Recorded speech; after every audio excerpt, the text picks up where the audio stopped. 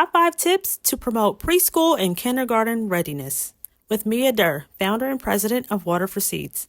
Let's water our children with love and watch them grow. Number 1, reading for phonetic awareness. Let's practice our phonemes, morphemes, and graphemes. So jumping straight into learning phonemes. Phonemes are the basic unit of sound.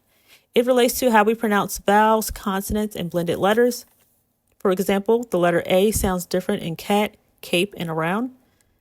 The letter P changes when paired with an H, like PH, such as phone or photo. Going to graphemes. While a phoneme is auditory, which is something you hear, a grapheme is visual and consists of one or more letters that make a distinct sound. The letter B makes a distinct sound, like in boy and rub. When 2 or more letters make a sound, they don't always look the way they sound. Examples are sounds ending in O-U-G-H, like in dough or tough. Learning morphemes. Now, morphemes is the smallest unit of meaning. It can be a whole word part, or single letter, like adding an S to make a word plural. Some great examples of morphemes are prefixes, which are those beginning sounds, and suffixes, which are the ending sounds. Some examples are un, which means not, such as in the word unkind, less, which means without, such as the word spotless, or words ending in er, which mean more, such as taller. Now, the importance of doing this or learning this is that when children read, you want them to read with this phonetic awareness. So you want them to understand that phonemes are the way that letters and letter combinations sound, whereas graphemes are how they're written, because they may be written totally different from the way that they sound. For example, a child could think that without seeing the word phone, it may be spelled F-O-N-E or F-O-N without thinking, okay, the combination of P and H would make the fuss sound. So you want them to understand that it's not going to always be written the way that it sounds. So that is the understanding of graphemes. So you can practice graphemes separately, and I'll do a video with examples of graphemes towards the end. Now, morphemes is the basic unit of meaning. So the way to remember morphemes is that the letter M just connected to meaning. So morphemes are meanings. So I use the example for prefixes because prefixes give the most clues for children. So if you tell children, wow, that person was unkind, or that situation is unlikely, they can make the inference that this situation is not likely and that the person was not kind. So they're reading, understanding that when I see when I see the prefix un in front of a word, it usually means not and then the root word. The same thing with the suffix less. So if they see something that says, the countertop was spotless, they understand that it was free of spots. It was without spots. And then with the suffix which is the er, you'll hear children saying, oh, it's bigger, it's taller, it's smaller, it's more small, it's more tall. They're understanding the meaning of the words as they're reading it. So this is just something that I definitely want you to keep in the front of their minds, in the front of the children's minds as they're reading, so that that way, as they're reading, they're comprehending at the same time. It's not just a matter of just reading words off a page like cat, hat, rat, because that can be helpful as well, like learning their vocabulary words. But you want them to understand how these letters are coming together to bring meaning and how these words have meaning. And that's why it's great to use picture books. So when you're reading a book, they can actually visually see the picture that matches the word, and then they can see the word in the way that it's spelled. So that's something to keep in mind when preparing children for preschool and kindergarten. I wanted to just further reiterate phonemes. So just piggybacking on number 1, this is something that is great. Now, this was for I want to say this website is called Teachers for Teachers. I'll link it down below, but it has a lot of helpful ways to learn letter sounds, so learning phonemes. So it'll show you like short A, long E, long I sounds, short I sounds, long O sounds, short O sounds, long U sounds, short U sounds. So as they're reading, they're understanding that the way that the letters are pronounced are differently depending on the combination. And understanding that umbrella will be the short U sound and that unicorn will be the long U sound. So you just want to bring that to their awareness as they're learning their letters, their words, and their vocabulary words. Number 2, writing, drawing, and fine motor skills. Practice pencil and crayon grip. So in order to get ready for kindergarten or preschool, you want to start practicing writing. So developing handwriting with alphabet and numbers. One way children can develop their ability to write is to practice their grip using crayons and lined paper. You can move on to a pencil with parental supervision. We just want to make sure that we're monitoring them when they're, dealing with sharp objects. But allow children to practice tracing numbers and letters on lined paper, dry erase boards, or writing workbooks. Now, the writing workbooks, you can find like those traceable letter workbooks at like a Five Below or Dollar Tree or online. I know for sure Amazon sells several workbooks for writing. Next would be developing fine motor skills with everyday tasks. So when helping your child get dressed, teach them how to snap and grip buttons, zip zippers, and patch shoes made with Velcro. Anything they'll need to do in kindergarten must be practiced at home. Bonus points if they can learn to tie their shoes. So you want to start practicing those fine motor skills by teaching them how to grip things, how to twist things, how to fasten. So you want to practice that every day that they get ready. So whenever you're getting them ready for the day, just allow them that opportunity to practice themselves without interfering. If they need help, you can teach them how to do it, but then just once again, give them that opportunity to practice themselves. Next will be encourage your child's inner artist. Allow children to play with crayons, markers, and any non-toxic paint. This will allow them to express themselves creatively while learning how to master their grip and fine motor skills. Coloring books are a great start. So coloring books help with keeping the crayon or the marker within the lines. And again, that helps with their fine motor skills, helping them to keep something in a certain space, learning structure, learning how to hold on to the utensils properly, the drawing utensils properly, or tools rather properly. So you want to do this as much as possible right before they get to this age. Now, I'm saying that this is specifically for ages 4 and 5, but you can start as early as 3.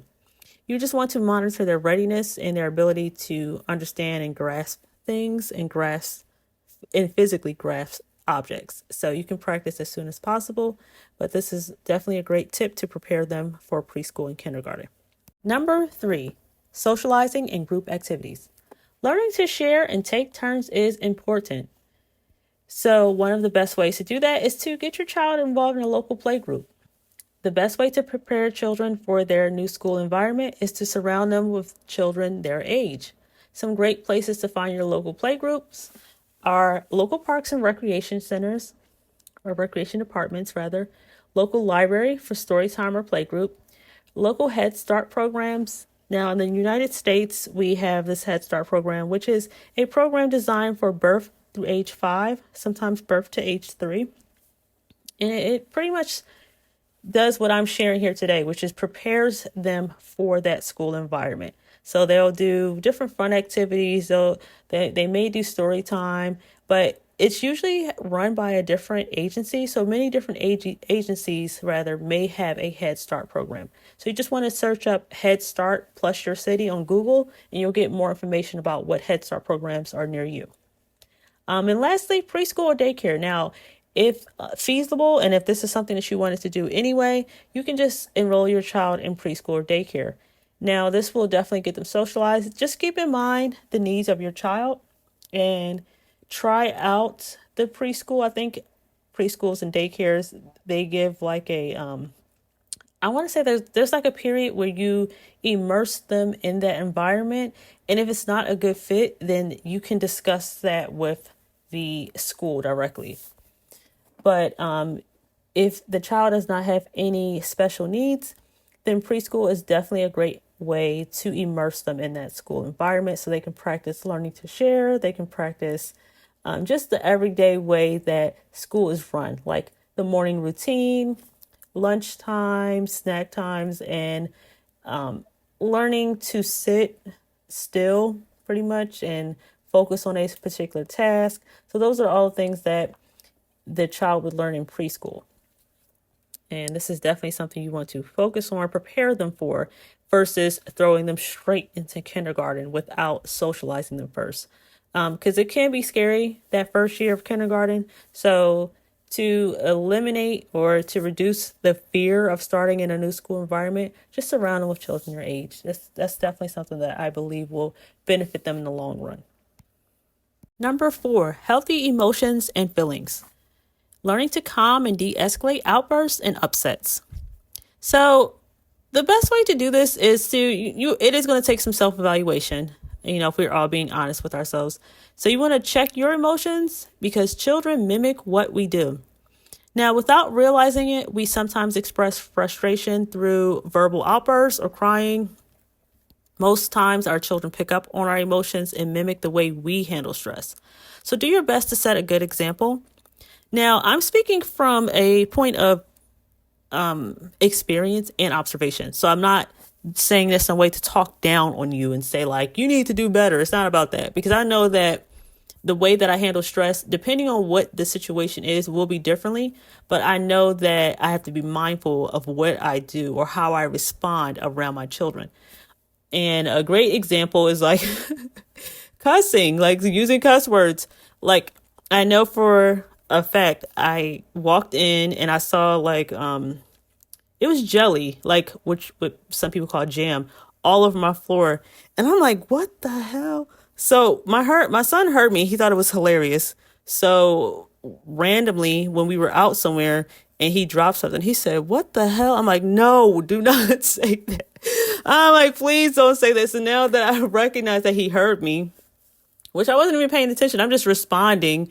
I'm like, okay, let me make sure that I say something differently. So now I'm like, oh, what the heck? Like, I'll just say something differently, even with the word heck. Like, I had to teach my daughter, like, don't say it so much. Like, she was saying it a lot right before she started kindergarten. I'm like, just say something else. So she used to say, I forget what show she got it from. She used to say, what the what? And I'm like, okay, that's a little bit better. But like, so just be mindful. Because a lot of times we just do things by habit. We're not really thinking, oh, this little person right here is recording everything I say, but they are. So that's just something to be mindful of.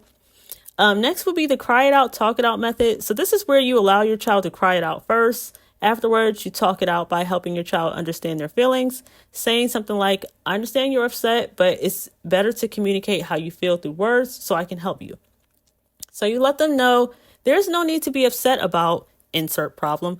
I'm here to help you with insert problem. So if it's something like, for instance, they may be really upset that they could not, let's say, patch their shoes. So, like the way that shoes are made for toddlers or for children in kindergarten, they're not always made with shoestrings. So they're just made with those patches. But for some reason, my son could not patch it correctly the way he wanted it to. So he kept crying. I'm like, what are you crying about? So finally I was like, I was looking, I'm like, oh, you're crying because you can't patch it. And I said, next time, just say, I need help, please. So now when I hear him crying, I said, do you need help? And he'll be like, yes. And I'm like, say, I need help, please. So now he'll say, I need help, please. I'm like, okay. So then I'll help him and then I'll let him do it himself. But that's just something that, a lot of times children just learning, especially that 4 to 5 age, they're learning how to regulate emotions. And the best way to help them regulate is just to stop them in the moment. And then just say, okay, if you need help, just say something. You don't always have to cry every single time, especially with little things. And you don't want them to carry that habit on once they get into kindergarten. So just keep that in mind. Now, the next would be learning that no is a succinct answer. So many children are given the world and have very little understanding that many things given to them are a privilege and not a right. So practice saying no and standing firm. Children will do what we allow them to do. So if they get upset, go back to the cry it out, talk it out method, which is what I previously just discussed. Now, this is something that's very important because a lot of times children don't understand like past, present, future tense. So they may be able to get a certain object or thing in the future or at a later time or at a better time. But because they don't understand that, they just hear no. So, for instance, if I'm driving past the ice cream shop and I know I'm not going there today, they'll say, "Oh, ice cream." I'm like, "Oh no, we can't go there today." I said, "We'll go there Saturday." They're like, "No, we want to go now." Now I'm like, "No, like I can't just stop my routine because you want ice cream." So helping them understand that we will go, but we just can't go right now. Now I know that some parents use other words than no, but sometimes saying no first is very important because they'll understand that once they get to school, sometimes it will just simply be a no. It's not going to always be a talk it out or, "Oh, I'm so sorry. Why do you feel that way?" It's not going to always be, coddling. It'll just be a no. So practice it and just try to emphasize to them why you're telling them no. Like, for instance, if I'm driving past this ice cream shop and it's early in the morning, why would I be getting ice cream in the morning? Like, let's talk about that. I would tell them first, like, no, we really don't eat ice cream for breakfast anyway. So that's normally something we would eat, post lunch or maybe after dinner. I wouldn't just buy ice cream. So we will go back, but we're just not going to go up right now. So helping them understand timing. But again, it's very hard for them to conceptualize timing. Like, oh, later. What is later? Like, they live in like the eternal now. So they're very confused when you're putting things off. But help them understand, like, it's okay. We'll do something else. Let's focus on this and redirect their attention. That's definitely a great way. After giving a firm no, is to just redirect. Like, let's move on to this. Like, we're not going to, cry about X, Y, Z. Let's keep it moving. We'll get back to that at a later time. But it just depends on their understanding and their ability to comprehend what you're saying. But just practice as much as possible. No is a succinct answer. I'm just reiterating that. Sometimes it's just a no. Number 5, positive reinforcement. Encourage your child to keep going even when things don't go their way. So kind of piggybacking off what I was talking about succinct no's, saying no. Sometimes that will frustrate them. But when it's a situation when they're doing a good job, they're not crying, they're not upset about something. They actually did something that you told them to do, without a lot of fuss. You just want to encourage them. So positive words and good manners go hand in hand. When children complete their assigned task, whether it be putting their toys away, books on the shelf, reward them with verbal affirmations. Practicing good manners starts at home. Things like "great job cleaning your toys up" or "thank you for helping Dad put the groceries away." Children should be recognized for their efforts. Now, this is a practice of gratitude. It's helping them understand that what they do is important and that you recognize it. So you want to just go ahead and keep doing that as much as possible. Every time they do something successfully, just say "great job," and it helps them build confidence, and it makes them a little more independent because now it's like, okay, I did a great job. Now I know I just got to put my blocks away. Like, instead of waiting for mom or dad to say, "Hey, go put your blocks away," they'll know, like, "Hey, I better put these blocks up." Now, it takes practice because I'm talking about long term here. Now, of course, we still have teenagers that don't put stuff away. We have middle schoolers who still don't put stuff away. So you just want to just stay on top of helping them understand that you recognize their efforts, and it is really important in maintaining a clean environment, because once they get to school, they'll be doing things like that. Like, once they're done coloring, they'll put all the crayons back in the box. They'll put the paper back. So you just want to practice that at home. And the next thing would be, let them know their growth is an accomplishment. So when your child learns a new concept, reward them with stickers or positive words. So if they read their first book or show you they can count and identify numbers, congratulate them. Things like, "Wow, you figured it out on your own. You are very intelligent." Bonus points for hugs, sticker charts, or monthly ice cream dates. So you just want to it's kind of like giving them a visual tracker. So when they see those sticker charts for the younger ones, like the 4-year-olds, they're like, "Okay, I did this today, I did that today."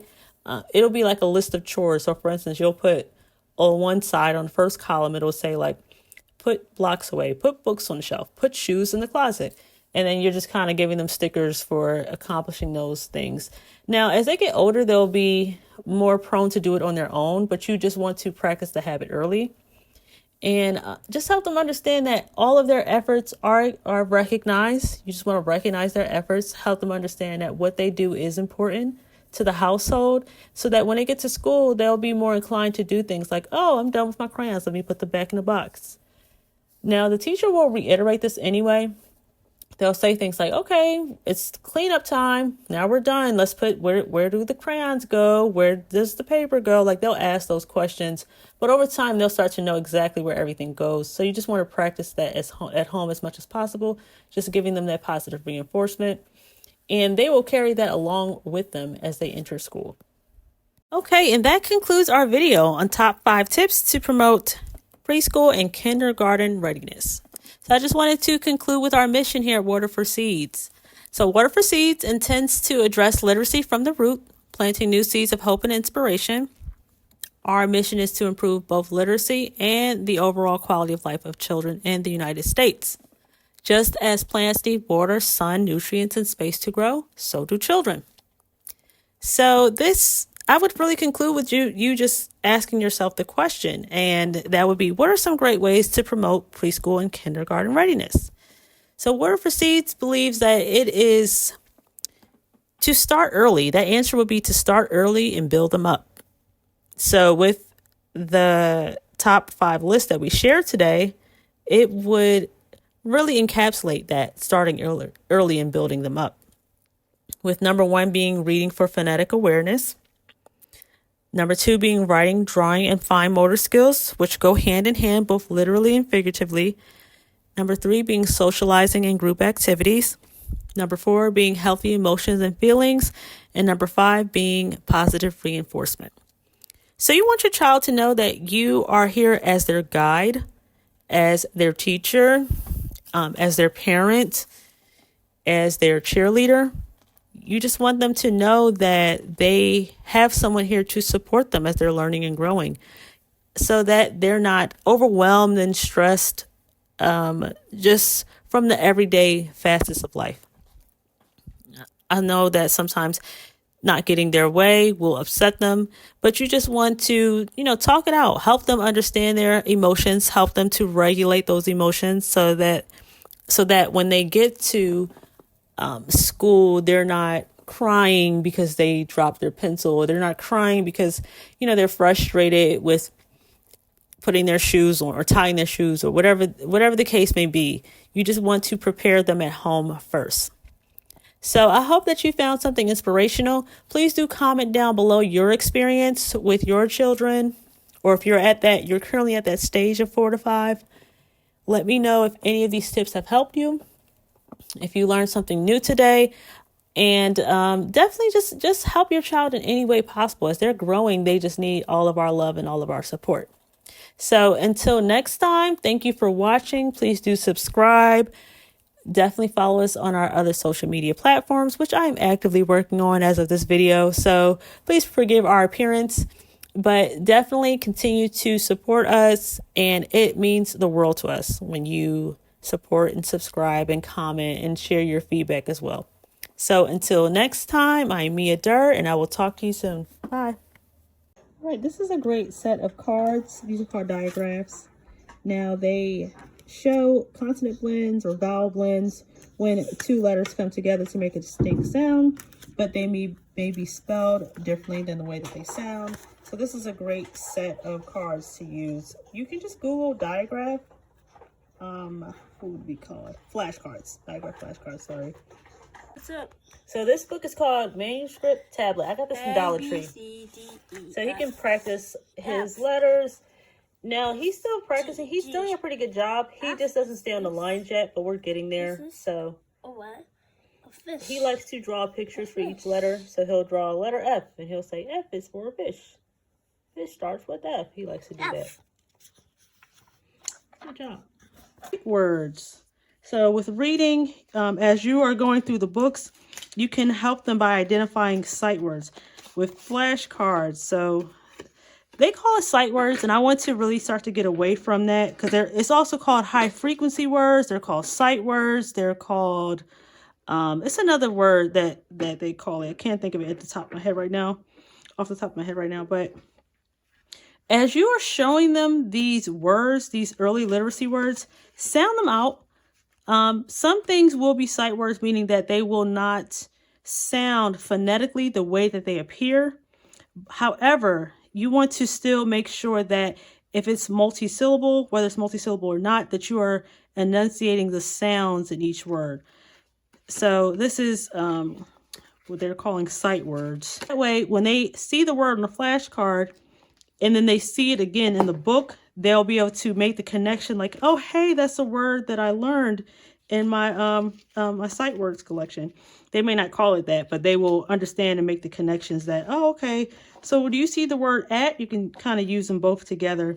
Where is the word at in this book? Do you see at? And then that will kind of help them to identify words and build fluency in terms of their vocabulary and their ability to enunciate words and sounds.